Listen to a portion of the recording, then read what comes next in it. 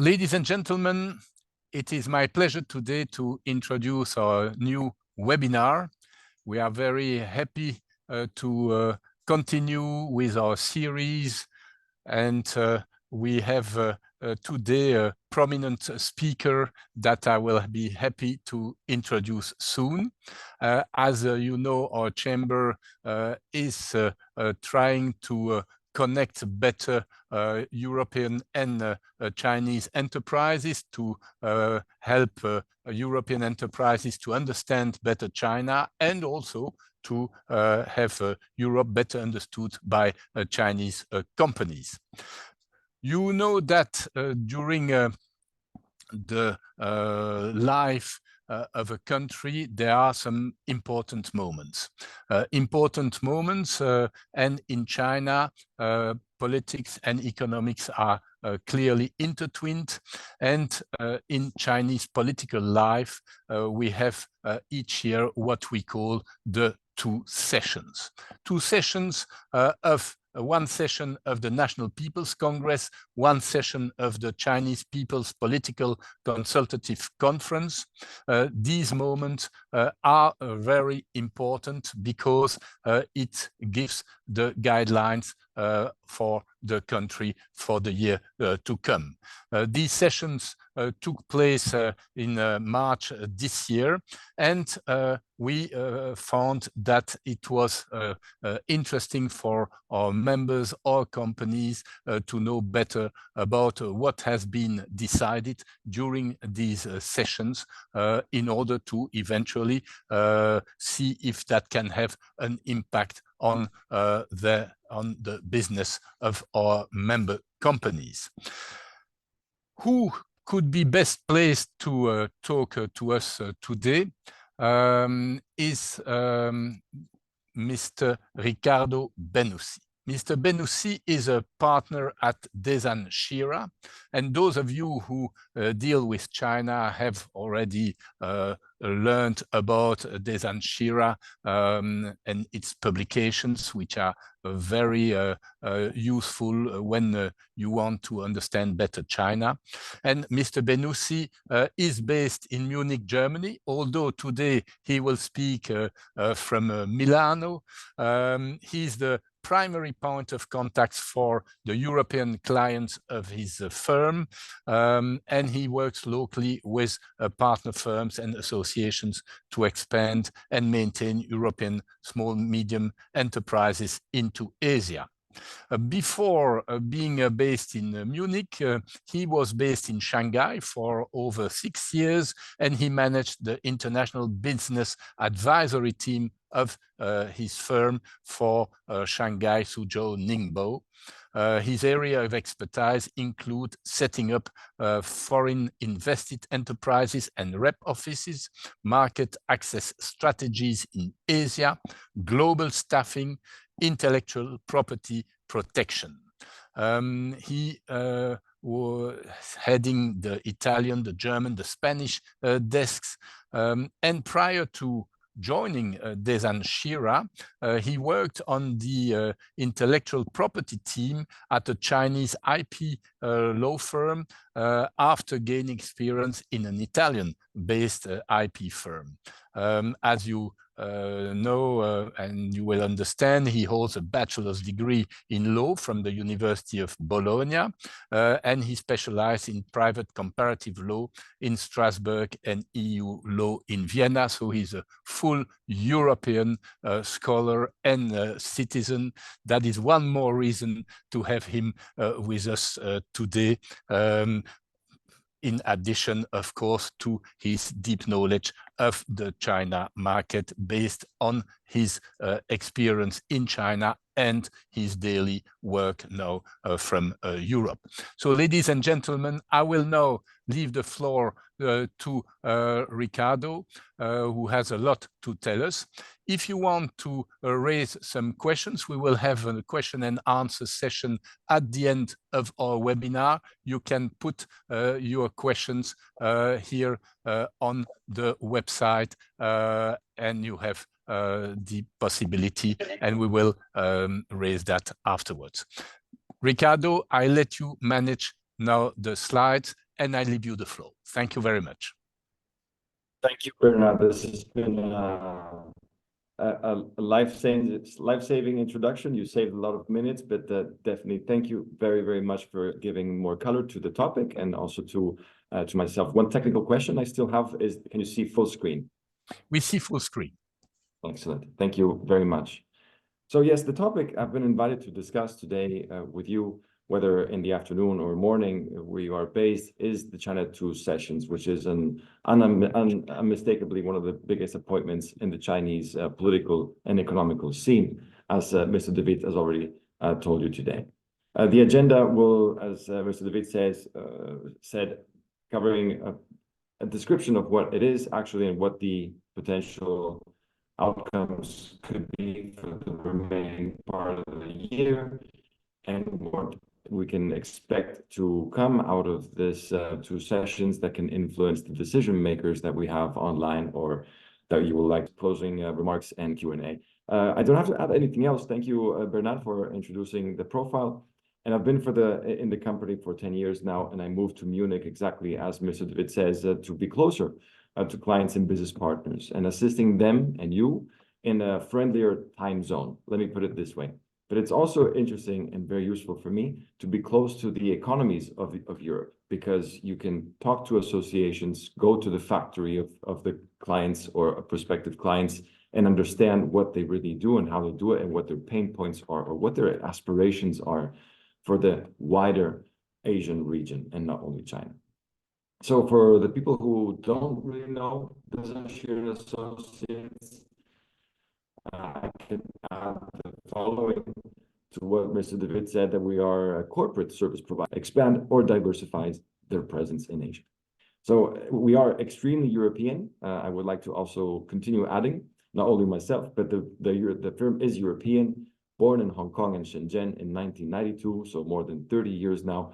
And our approach is multidisciplinary and a holistic approach, which provides for integration of all of the services that you will see here on the slide that would sometimes, more often than not, be very isolated and not unified. And this gives a possibility to us to showcase and really implement our in-house model featuring legal, tax, accounting, HR, administration, and now also data compliance and technology expertise to small and medium enterprises. So not big companies, but small to medium, which is the backbone of the economy in Europe. Yes, we do write a lot. So we started writing in 1999. We kept very busy and listening to the economies in Asia. And where we have a presence, we write about legal, tax, accounting from those countries. And we dispense pragmatic and hands-on articles on a daily basis, a monthly basis, on even guides on a 6 and 12 months basis for you. And if you haven't subscribed to, please feel free to, and you can toggle the frequency of the newsletter. Now let's get into it. The Chinese 2024 session, 2 sessions, implications for businesses. I want to manage your expectations, saying that you will hear some technical, very scholarly definitions of what it is, what the 2 sessions are, but also I'll go a little bit deeper in some aspects of maybe the financial, the fiscal part and the stimulus to the economy. And then I'll give some broad conclusions, hoping that this will satisfy both the palate of an expert or the palate of somebody who has just approached China about this topic the first time. So let's get started, and starting from one of the 7 chapters. Yes? Riccardo, just maybe as sometimes the sound is a little bit moving in, so I would propose to close your camera. My camera? Yes, and to continue, of course. Thank you. Well, is it better now? Yes. It's much better at the moment, yes? For the moment, it's perfect. Oh, fantastic. Good. Okay. Then I'll dispense you from my vision. We regret that very much, but we will see you at the end. Exactly. No problem. So as I was discussing, so every year, over 5,000 delegates gather in Beijing for the most important political event of the year. This year, it took place between March 5th and March 11th in the Great People's Hall in Tiananmen Square. If you haven't been, I encourage you to go see it. The two sessions seem like one big plenary event when seen on TV or the newspapers or some newsletters. Well, I have to say that true to their name, these are separate meetings that starts a few days apart. So not all both at the same time. But let's see how the Chinese People's Political Consultative Conference, which is a tongue twister, and the National People's Congress together bring the two sessions alive. For those who like calligraphy, Liang Hui, third and fourth tone, literally mean the two meetings. Now, the first one is the meeting of the Chinese Political Consultative Conference, or the CPPCC, which is China's top political advisory body. It is similar, if you think about it, to the House of Lords in Britain or the Senate in some other democratic countries, but it only has the power to advise the government on policy issues.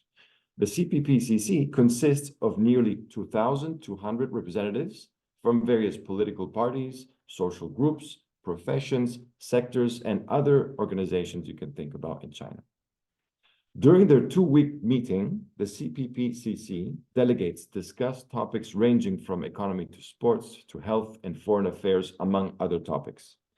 They submit suggestions for the government to consider, all with the goal of, as you can imagine, improving the lives of more than 1.4 billion Chinese fellow citizens. Now, the CPPCC is the closest thing that you can think of to public participation in China's political affairs, but it cannot make laws. To do this, and that power belongs to the National People's Congress, the NPC, which is the second of the two sessions. The NPC is like, think, the House of Representatives in the US or the House of Commons in the UK. But there are key differences. First difference, the NPC meets in full plenary session only once a year in the capital in Beijing. Second, with nearly 2,977 delegates, the NPC is bigger than the US and British equivalents combined. That's pretty large. It's the largest parliamentary body in the world if you come to do some math. The third major difference between the NPC and the House of Commons or the House of Representatives is how the delegates are elected. The NPC deputies are elected from the provinces, the autonomous regions, and the municipalities that are directly controlled by the central government, and the special administrative regions, SARs, that you can see on the maps of Hong Kong and Macau. Some NPC deputies, I want to say, are chosen based on their professional credentials and may not have any political affiliation, contrary to what many people think. The NPC, but I have to say that most of the delegates are members, however, of the ruling Communist Party, of the CCP, of which we'll talk about later. The NPC meeting is also planned months ahead, and the whole event, as you can imagine, is highly organized and choreographed. So nothing goes wrong. Nothing should go wrong. The NPC delegates usually don't oppose the government plans that are endorsed by the Communist Party, as you might expect. But there have been some exceptions. Exactly in 1992, a third of the NPC delegates voted against or abstained from approving the controversial Three Gorges Dam project. It was a rare political gesture, but the dam was approved anyway, as you know. This is also one of the few times during the year that the media can ask questions directly to top government officials in a press conference. But these press conferences are also highly controlled, with questions submitted, screened, and selected beforehand. So there's little room for improvisation here. In fact, the journalists who deviate from the script, they basically risk not being invited back in the future. However, the risk is gone, I have to say, if we contextualize it to this year, because there will be no more press conferences to look forward to, as it was announced that such press meetings from 2024 are canceled for the rest of the current congressional term, which would typically run for another 3 years.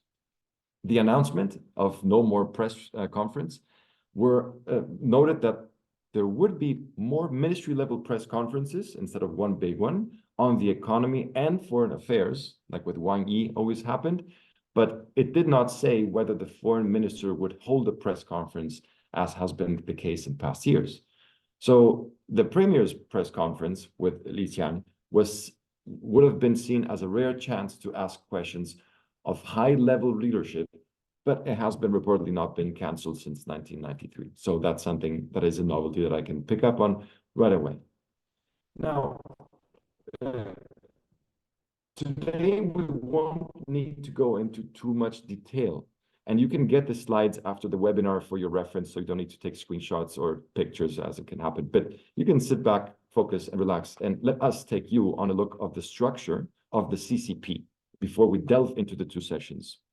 The left side of the screen shows what is really going on here. You'll see the government bodies are blue and lighter blue, the National People's Congress and the Standing Committee.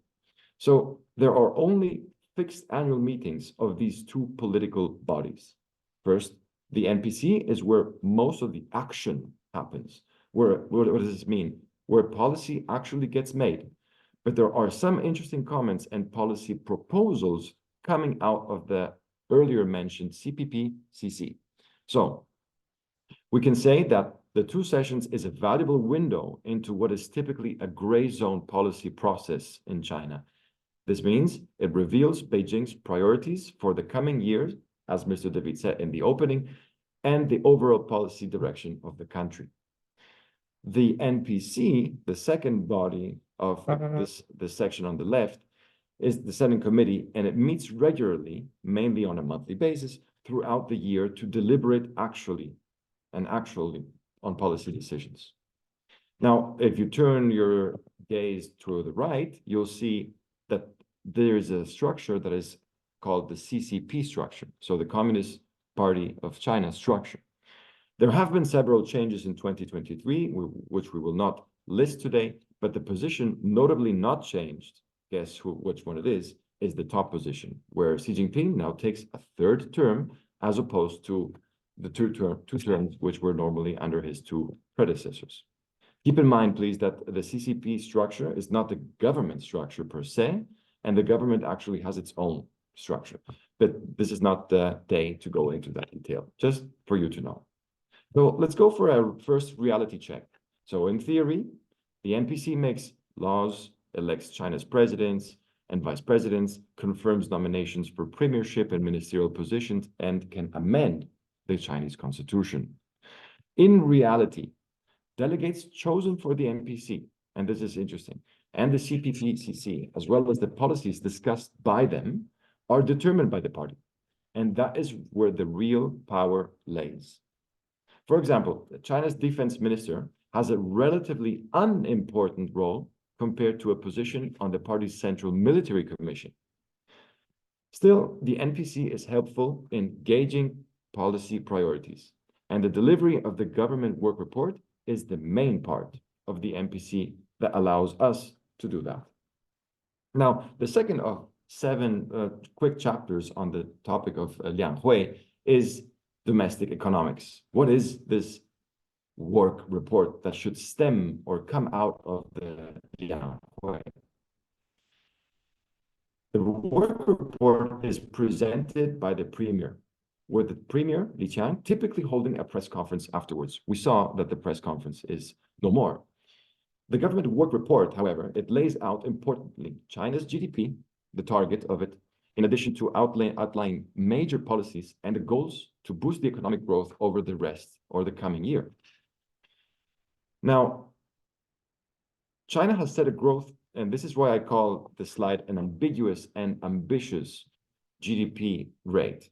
Or let's say, what is here ambiguous and ambitious? The GDP rate projection. In fact, China has set a growth target every year since 1994, 2020 being the exception due to the pandemic, and they were always used round numbers. But in recent years, they have introduced more ambiguous wording, such as around, quote unquote, X percentage, to give themselves a little room. And this is new in China. And this room should be used if the actual numbers are slightly below the target. But this is the first time, or the first few times, that ambiguous and terms have been used to define the projection of the GDP. Now, I believe that at this point, somebody would start asking in a worried tone, does this wording change signal us an uncertainty about the Chinese economy? It is really hard to say because China has also rebounded very, very healthily from other situations, but we might be looking at something that is unique here. In any case, definitely, it has been introduced during times of more economic uncertainty, mainly during COVID and the post-COVID recovery times. So China takes the target seriously, as you know, and it has consistently hit its growth target over the last 3 decades. But except during lockdown, with the most recent period in 2022, when the target was 5.5, but the actual growth was 3%. And we'll see why later. So let me condense and just let's focus on the numbers a little bit. So this year's target is around 5%, correct? Which is the same as last year, when China's actual growth was 5.2, which meant exceeding the target. Although it's the same to 2023, this year's target is probably a little ambitious, I would say. And I would say this for a few reasons. We saw the issues really start to weigh on the economy, the issues that we'll talk about later, in the second half of last year. So the growth of 2023 was really front-end loaded, if you are familiar with this economical and also lingo expression, meaning that predominantly in Q1, we see actually what has been loaded in the back of 2022. Now, first, China will not benefit from this base effect it saw last year. I have to remind this. 2 years ago, the growth was 3%. So there was a low base for measuring the growth in 2023. Let's always keep this in mind. It always is a very dynamic understanding of the GDP and growth and the base of the growth. So economic activity was suppressed by lockdowns in 2022. Okay, there was a jolt in economic activity in Q1 of last year when COVID restrictions were removed, and this has set the base for the further calculations. China will not benefit from either of these scenarios in 2024. Keep this in mind. Second reason for ambiguity and ambition, and somewhat in line with what I just mentioned, China is facing a more difficult economic environment this year, with some of the main issues being downturn in the property market, a weak consumer demand and consumption of the consumers, and a deflationary pressure, which is the contrary of inflation. Equally dangerous. So why around 5% this year? Because policymakers don't want to set unrealistic goals.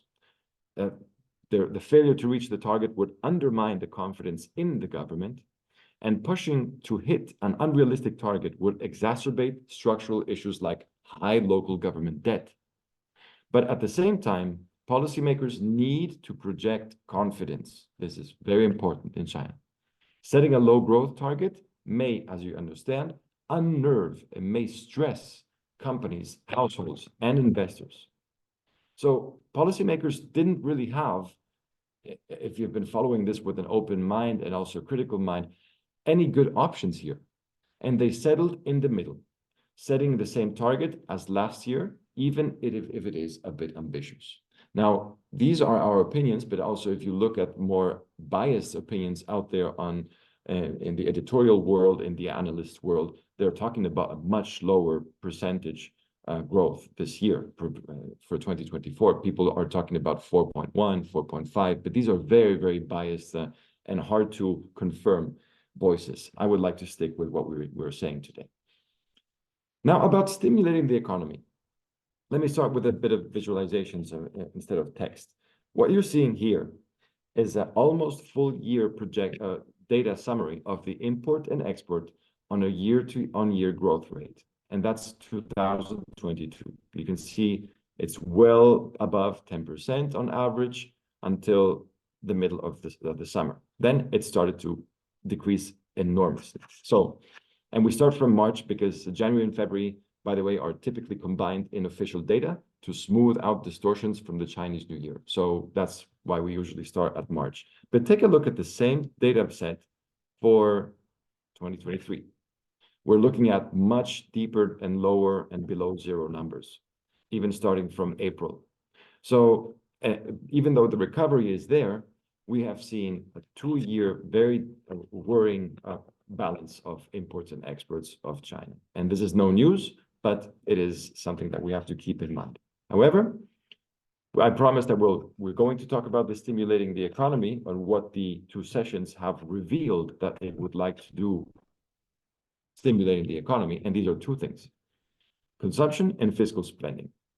Now, what a lot of people were looking for in the work report of the Lianhui was an outline of some type of stimulus plan. Where is the stimulus plan? How do we get to a better position? And we did at DSA get this feeling, but probably not as much, or perhaps in the form that was hoped for. Let's go into some detail here that I outlined for you. So one component of consumption, of stimulating the economy, is to stimulate consumer spending, correct?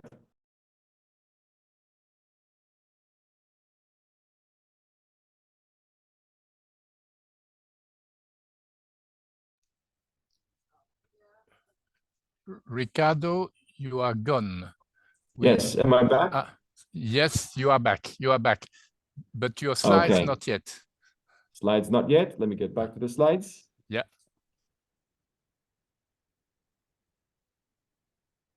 Okay. Slides are back. Right. Is this Yeah, perfect. Just a minute. Can you see full screen? Full screen, yes. Okay, fantastic. Thank you. I don't know what happened, but I hope it will not happen again. So, as I was saying, to do this, to stimulate the economy, the work report highlighted some old for new trade-in campaigns, a kind of cash for clunkers program to be implemented. Like, you give me back the vehicle that doesn't work well or has an inefficient engine, and we'll give you an incentive to buy a better car, a more environmental friendly one. But this will mainly cover used consumer durables and upgrading of used equipment, mainly for automobiles, home appliances, home furniture. Estimates project that this could lift China's GDP by 0.8% this year. But there is an issue here, and the one that we detected is this. The program doesn't really address the structural issues negatively affecting consumer spending.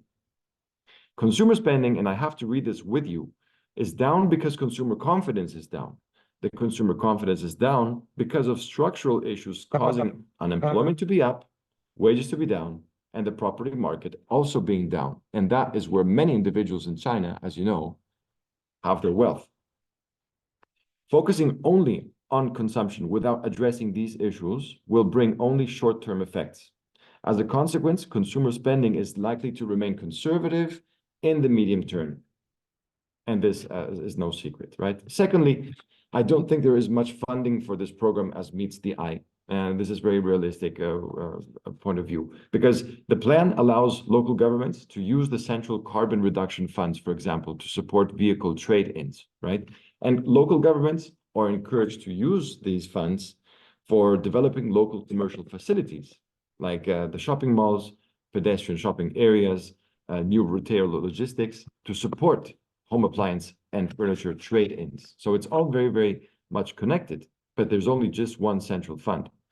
So especially, it is not, and also we think it is not really all that much new support, especially if you consider that the central carbon reduction funds are only applicable for those purchasing new EVs, and this may generate demand, as you can imagine and project, but the NEVs prices, as you know, if you live in China, are already at all-time lows. So the consumers will not really be flattered or be responsive to further marginal discounts in this sector, which is dragging a lot the economy. The second issue is that the central funds for developing local commercial facilities have already been allocated. So this is not new funding, even if it sounds like it.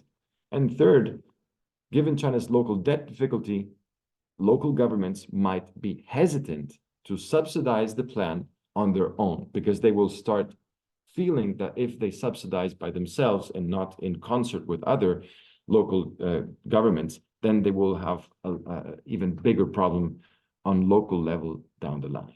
So to sum this up, consumption has 3 problems here. It doesn't really address the work report, doesn't really address the structural issues negatively affecting consumer spending. The actual funding is probably not there as they want us to see. And the support scheme doesn't introduce much novelty. So it's not a year of completely new plans. Now let's move on to fiscal spending in the chapter of stimulating the economy that we have distilled from the work report. So where does stimulus come from, or will it come from in China in this case? Looking at overall government spending, it's unclear whether it will come from this year's stimulus or from other projects. However, it is evident that China is making efforts to tackle the local government debt issue.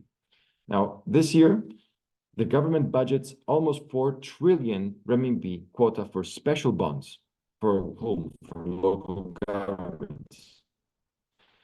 Almost the same as last year. The government will also issue 1 trillion renminbi in. What is new is that these bonds will have ultra long terms, 30 to 50 years, and will be issued repeatedly in the coming years, mainly to be used for implementation of major national strategies. So this is what it looks like at that point for the stimulating of the economy. If we look at the industry sectors in focus, I can probably feel that now everybody's starting to get a little bit more closer to the computer and see where they can put their eyes on and finger on. What we can share from the 2 sessions about industry sectors in focus is that there are 2 buzzwords.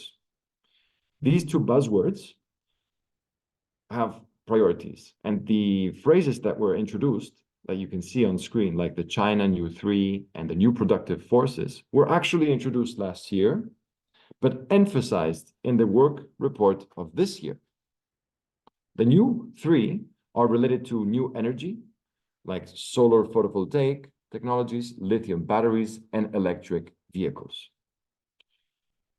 And we put this definition under the title, so we always keep it there. Now, however, the real industry focus from the work report was more related to new productive forces. And this is another buzzword introduced by Xi last year. First, the work report had a notable lack of hard environmental targets compared to previous years. No, the only notable environmental target announced this year is the energy.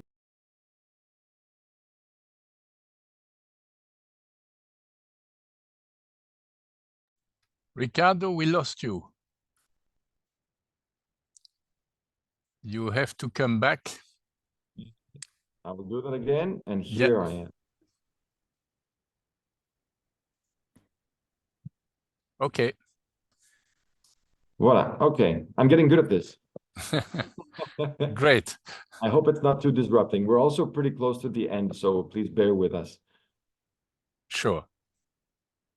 So from the environmental perspective, it was at least a positive thing to see that the development of new energy industries has been highlighted in the work report.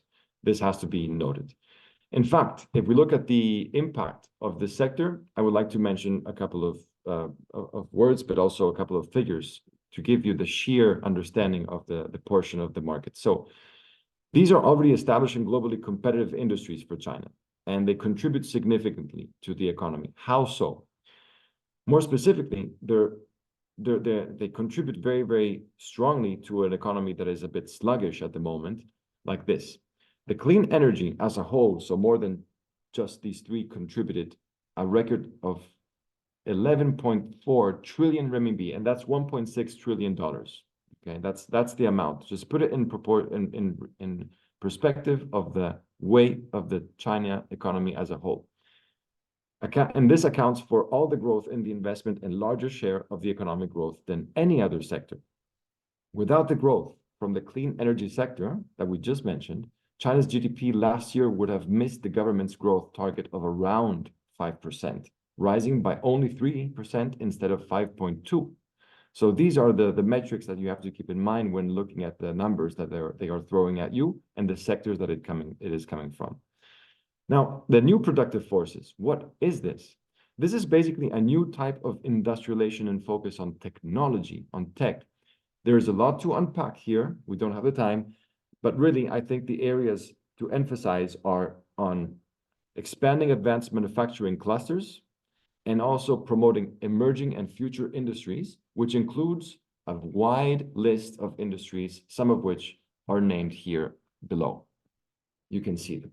NEVs, hydrogen, new materials research and development, innovation in pharmaceuticals and life sciences, biomanufacturing, commercial aerospace, quantum technology, AI, and the digital economy as a broader subject, including fintech. Now, almost to the end of this presentation, I'd like to talk about the implications for foreign businesses. If you are a business or if you're an observer, you're at institutional level, it could be interesting to monitor this. We see a specific side of this problem. We don't see the entire issue, but what we record is what everybody has seen already, that last year, FDI in China turned negative for the first time in a quarter of a century. So in addition to addressing concern about the economy that foreign investors might have, the work report, which we're still talking about, also directly outlined measures to make China more attractive for foreign investors. The main thing emphasized in doing this was reducing the negative list. And I think that old China friends or people who have been in China for several years know exactly what I'm talking about, but the list is a list of industries that are restricted from foreign investment, basically providing greater market access for foreign investment. Here, the working report called for removing market access restriction, relaxing market access for specific industries, and proposed expanding the well-known catalog of encouraged industries for foreign investment. What is an encouraged industry if it's any different from a not from a limited industry? It's an industry where not only you can invest 100% as a foreign shareholder, but also you can get significant in tax incentives or breaks or funding from the government. China's negative list was last updated in the 2021 version, but most foreign investment restrictions have already been removed. Please keep this in mind. So I'm not sure there are a lot of big changes here.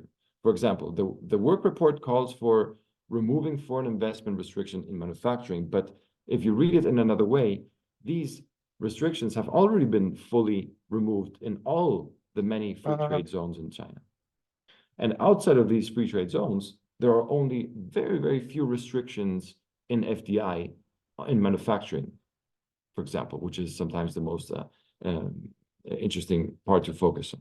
So the work report also proposed some indirect measures to attract foreign direct investment, such as ensuring equal participation of foreign invested enterprise in government procurement, which is very, very interesting for many sectors, promoting solutions to other issues such as restrictions on cross-border data flow, or facilitating procedures for foreigners to come in China as individuals for work, for study, for travel.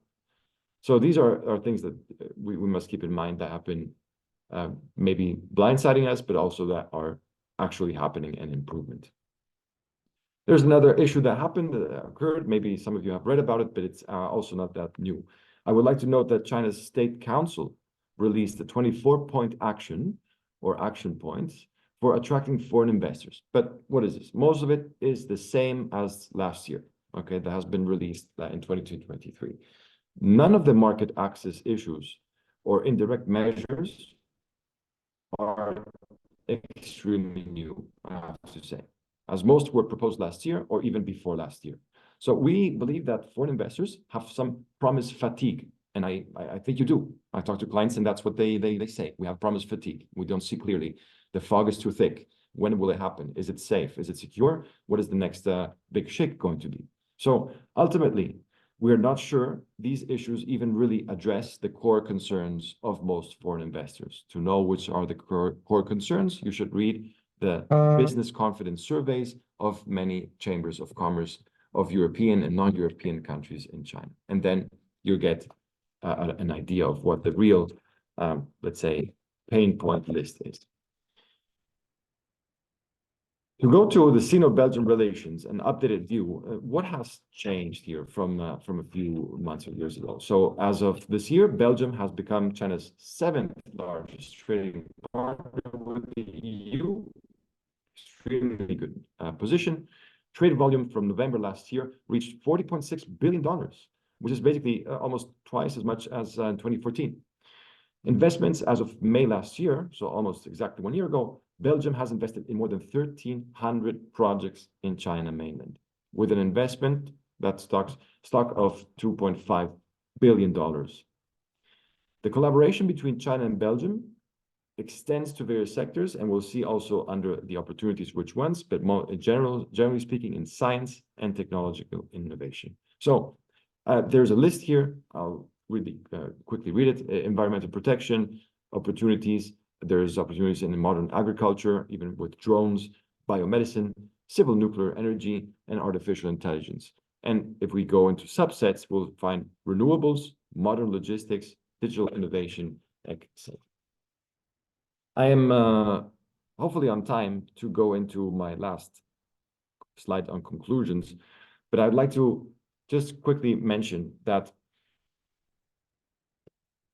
the China first quarter's GDP growth set at 5.2 or 5.3 is like a key indicator of the economic health and has been expanded to this number in the first quarter of this year. So the growth is encouraging and indicates resilience. So there's no need to absolutely look at it with panic, but you should look at it with a critical eye based on what we discussed until now. So the key sectors, and the growth was particularly noticeable in the key sectors such as manufacturing, high added value services, consumption. Manufacturing activity has been strong, supported by increased domestic and international demand. Finance has been a driver, technology has been a driver, especially healthcare has been a driver to the growth of what we can see in the first quarter of this year. The government, under government issues, I can notice that the government policies aimed at promoting the growth of the economy and stability have played a crucial role in this positive performance of the first quarter to what we can see at the moment. But there are challenges, correct? It is important to acknowledge the challenges, and we'll see later why, or it's already evident, but the economic risks, such as adjustments in the property market or the well-known uncertainties in the economic environment, such as geopolitical tensions connected to some conflicts, these things remain. So the challenges pose an extra risk to the growth trajectory because it depends on the investor also, and not so much only on the policy, correct? If we look at the outlook, despite these challenges, despite the uncertainties, China remains positive as a growth. And we continue with continued government support that we see here and we saw last year and the year before, even if it was a very difficult one, 2022, the economy is expected to maintain a steady momentum in its growth in the coming quarters. Now, I would like to come to conclusions that are a little bit more, let's say, cold cut. So for me, the big takeaway in today's session about the Lianghui, which is probably why you registered at this event, is that China seems to have recognized some of the economic issues it is facing. But the question would be, if the policies proposed properly address those issues, will these policies proposed rock the ship, or is it steadier as it goes, if we can use a metaphor? We'll need to see more detailed policies, obviously, but I think it will be more the latter than the former, since China has taken a cautious approach so far. As for addressing concerns of foreign investors, we think a lot of the concern is on geopolitical risk. I might like to hear about your comments about this, but the two sessions can only do so much. They can only reveal so much, and they can only promise so much. So the real uncertainty or the real confidence, on the contrary, comes from the confidence and uncertainties of the investor themselves, how they see China positioned, but not only from the two sessions. They should not feed off their certainty or the decisions only from the two sessions. So from a SME from abroad perspective, they see a geopolitical risk, and this is not interpretable from the two sessions by itself. A third conclusion I'd like to draw is that the two sessions don't influence the FDI extremely directly or foreign trade investment as much as expected. I don't want to say it doesn't, but it doesn't alone. Always try to read it with a very domestic eye and then put it into a more international trade context. A fourth and last conclusion, Mr. David, I hope I'm on time. The two sessions didn't change the short-term outlook. This is something that we also have to define for ourselves. What is a short-term outlook in China as we continue investing? But so I don't think the two sessions really changes anything for foreign investment outlook on the economy of China or the geopolitical risk. Just two thoughts. If you are in China for the market and you would like the economy to get quicker and pick up sooner rather than later, of course, but you're probably taking a more medium or a longer term view of the market, and we suggest not to pull out, but to reinforce your market understanding, your market share, and to secure your supply chain and stay open for diversification. This is not new. We said this also during COVID in 2020, when there was panic, in 2021 during the first year of apparent recovery. But this is important. If you are not the panicking type, that means the wise type. If you are that kind of investor, stay in China, secure your supply chain, make sure that you keep understanding the market and where it's going, because it's changing rapidly, also from the consumer point of view. Keep doing that, and you will see that also because there's less greenfield or brand new investment into China, your market share, if you are stable, confident, it will grow or be very, very secure. On the other hand, if your supply chains are in China, you might be looking at moving part of them also outwards. And this is not new. We've said it, we've seen it. We're looking at Southeast Asia being the first recipient of this phenomenon. But they will likely and partially stay in China, the supply chain for the China market, or because China offers certain supply chain or innovation benefits that you cannot find anywhere else. China is still the place with the best combination or aggregate of skilled labor, very sophisticated banking sector, logistics that are very high quality, the highest number of busy ports in the world, and also a very sophisticated and mature consumer base as well as supplier base. And also you have a healthy and unhealthy competition, which is the pros and cons of being in China. But it's hard to find another region or country in Asia at the moment that can provide all of this. So keyword is hold on, diversify, observe the market, and secure your position. And that in relation to my commentary on the two sessions, which, as I said in the opening, it's a very political and very planned and pre-planned event that we should take seriously, yes, but also not extremely seriously for the long term. Mr. David, I hope my audio came through well. I'm sorry for the Wi-Fi issue twice during this session, but over to you. Thank you very much, Mr. Benussi. Thank you, Riccardo, for your very clear expose, which is giving us a very good insight of what has been decided during these two sessions and what are its implications over here. You started by clearly mentioning what is the difference between the CPPCC and the NPC. You have also explained a comparison with the structure of the Communist Party of the country. You detailed the domestic economic through the work report. What is the role of the work report presented by the Premier? You mentioned the growth target, which is mentioned in this report, and the specific wording when they use around a certain percentage and not anymore the percentage of growth.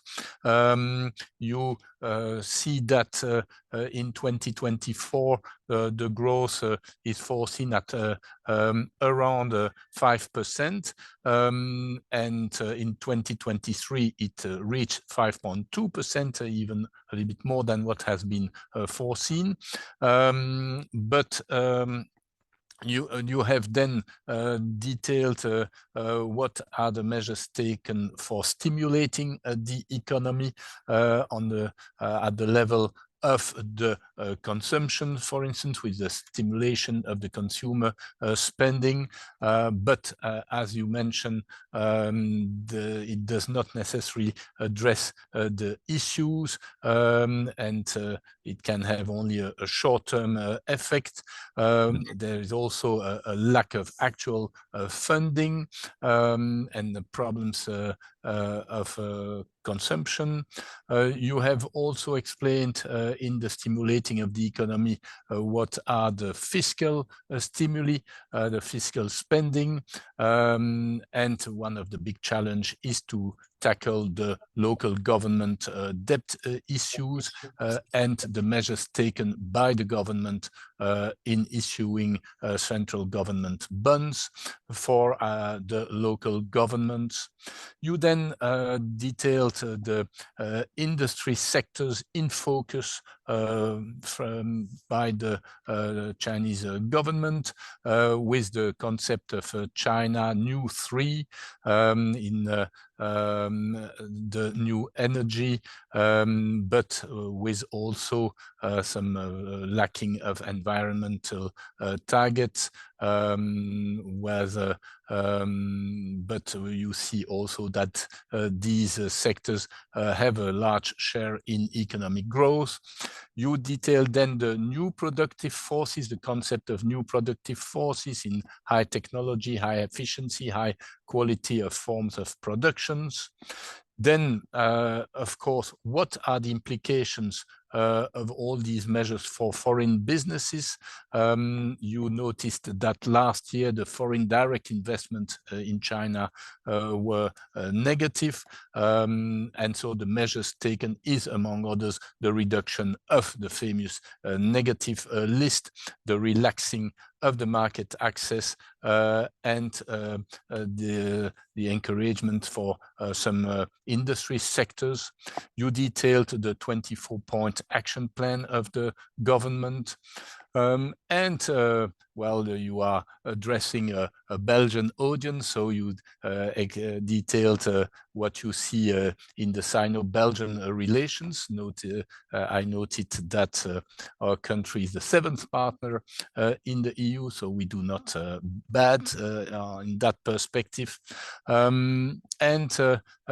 You reached the conclusions with China realizing its economic issues and publicizing this. The problem is that foreign SMEs, small and medium-sized enterprises, see a geopolitical risk. You came to the conclusions that the 2 sessions do not necessarily influence foreign direct investments as much as expected, and did not change the short-term outlook. Riccardo, thank you very much for this brilliant expose and making us a much clearer situation and much clearer the program of the government for this coming year. Our public has the possibility to raise questions, so do not hesitate to put your questions in the chat. I had the first question before I read the questions that are already in the chat.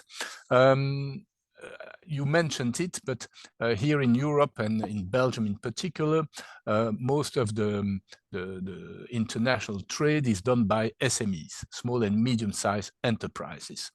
And when you see in the statistics, indeed, very big multinational companies increased even after the COVID and during the COVID their operations in China.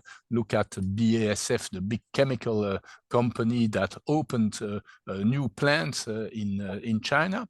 But SMEs during the COVID, a certain number of them left China, and now how to push them to go back to China, especially when you hear here in Europe or leaders speaking about de-risking policy with China.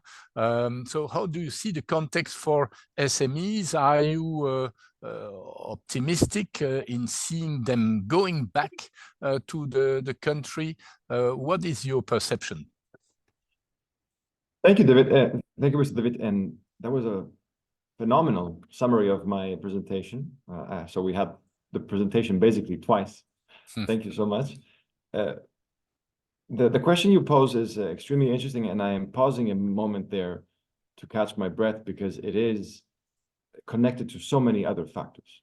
And I have a very strong feeling about the stability in the long term of China because of the weight that it has on the economy worldwide, but also on how they truly want to amend where they can and to still remain a valid player for the whole economic supply chain and consumer base. Now, as humans, I believe that you may not agree with me in the audience, but we are a little bit myopic. Sometimes we tend to be very prone to bias, and we are very easily influenced by a lot of country bashing.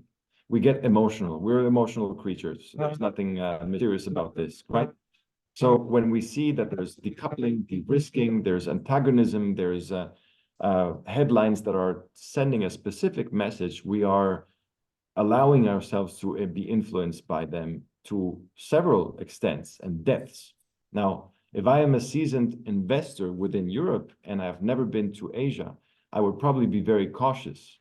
I will be cautious. But being somebody who's, if I was an investor that has been internationalizing quite a bit, or at the least has been doing business with China in the last 10 years, he or she will realize that it's a player that needs to be nurtured, always. So even in the face of de-risking, which has now, I think, lost its flair, this headline or this hype between Europe and China. We can see this also from the very enthusiastic visit of Mr. Scholz about 3 or 4 weeks ago. It is high times that we don't forget our memory, that we don't lose confidence in China.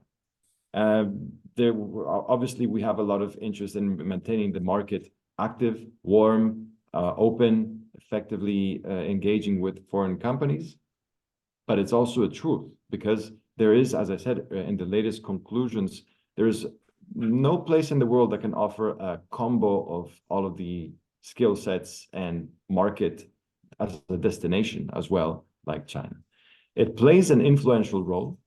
It will continue to attract bigger investors because they know that behind them there are fewer investors that cannot afford the same positioning, but also the suppliers to the big names will keep coming back and they will keep testing the market as they did when China had no particular issues and it was always on the rise. So I would be definitely not myopic in the sense it's either China or no Asia, but I would include China still in the broader international plan of foreign trade and investing into Asia. So yes, act with caution, but I don't see a lot of signals that China will become a nemesis, it will become a problem. It will be a problem if we don't at least include China in the formula. Not everybody's meant for China. The doctor has not told you to go to China or your company will fail. It's not the truth. You can survive with other markets, but it depends where you want to source, what kind of markets you want to address, what kind of consumers you want to have in your pool of consumers. Are you willing? Are you able? Are you at all interested? Maybe not now, maybe later. But it's definitely a moment to be a little bit distantiated from the major headlines and look at the numbers, especially now that for many European countries, there's no formal invitation letter required any longer. Travel to China or go back to China and see for yourself. Definitely, there will be a lot of things that you will notice that are true from what I said. So consumer behavior is down because the confidence is down. There's more, let's say, conservative view on spending and on long term. People are more concerned with saving. The interest rates are particularly interesting. Property is an issue. But also, I hear a lot of governments, local governments, that are proposing enormous funding for things as basic as property, industrial property. So it's, again, like many years ago, a good time, if that's something within your range of interests, to invest in industrial property with very good interests, and also achieve licenses, and particularly difficult licenses from governments who now, as we saw in the opening up of new sectors in the investment catalog, more interesting to cooperate with the local governments that can really yield a supporting hand.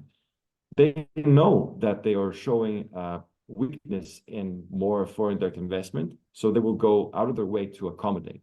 So I believe that what BASF did was also a show of what they believe in the long term. No company like BASF invests such kind of money or effort for short term. It's undeniable, right?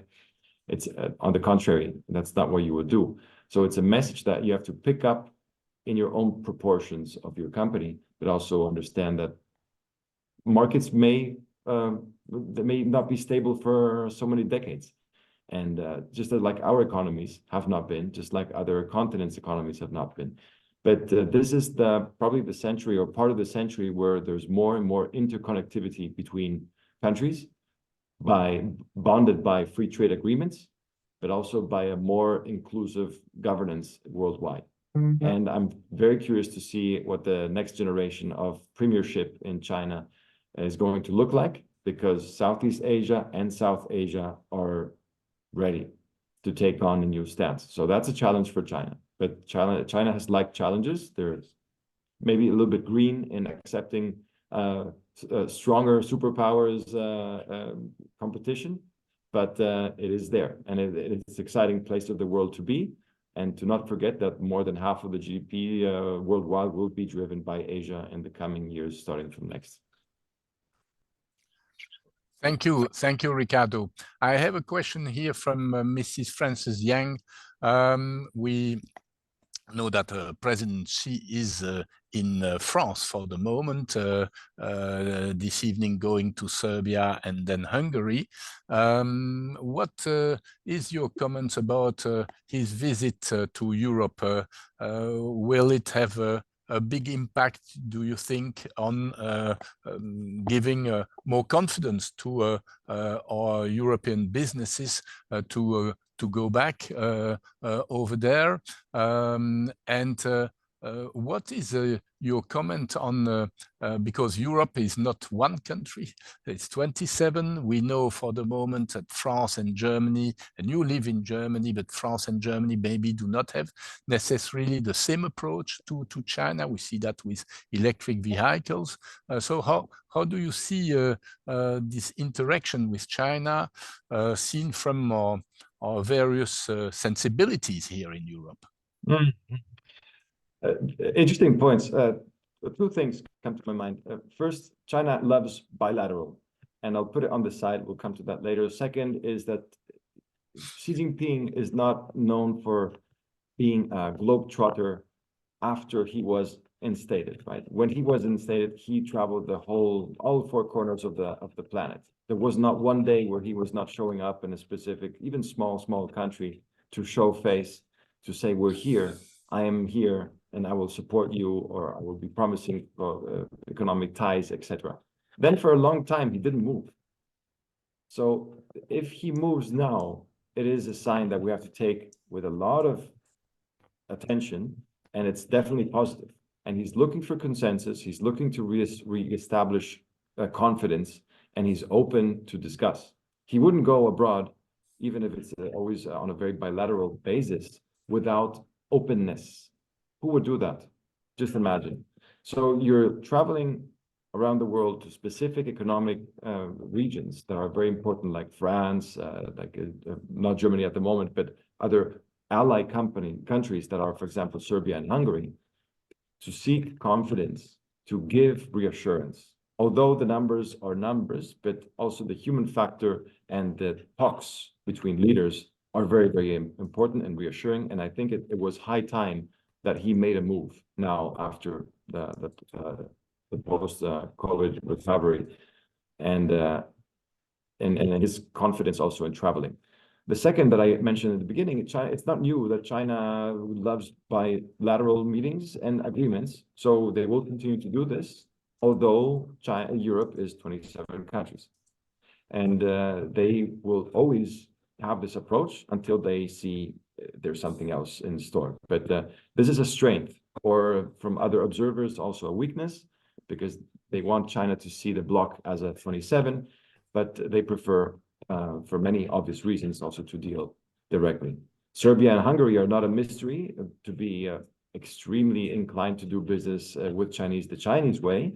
So paying a visit to them is tying the knot even tighter to show them that they are probably the main smaller allies within the economy of Europe.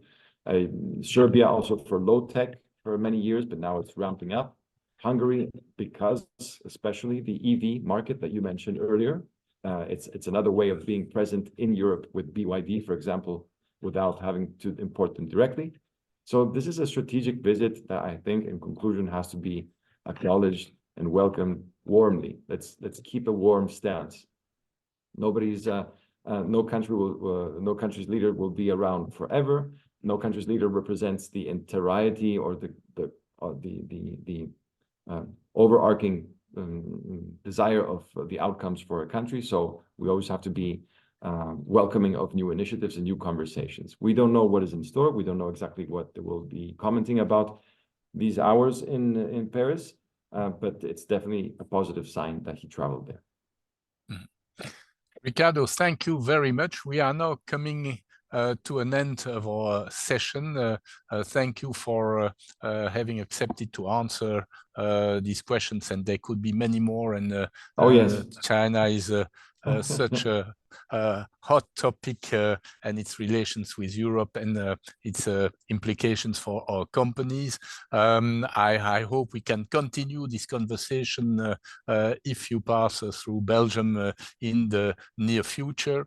Yes, I really say that personally I appreciate it very much what you explained to us. You made it very clear here. I also like in your speech you are not hiding anything, but you are also remaining positive. You are remaining focused on developing activities in connection with China, because China remains such an important market. Yes. And I'm also convinced that there is still nice possibilities for our companies over there. But and that is the reason why companies like you are active. You should not go unprepared to China. You should not go blindly to China. You have to be having a deeper knowledge of the local market before going over there. So, Riccardo, thank you very much. And thank you very much. Wish you all the best for the next following weeks. I'm happy that we had a big audience today following our webinar. I would like to tell our listeners that this is, of course, not our last webinar. We will continue to have several webinars until July. We will continue to have also some visits of Chinese delegations to Belgium in the following weeks. We will keep you all informed about these visits. As we we are going to organize one or another event on these occasions where you will be cordially invited. Riccardo, thank you very much. Thank you so much. We stay in touch, and yes, we will. we hope to see you soon. Thank you. A pleasure. A pleasure. Yes. Thank you.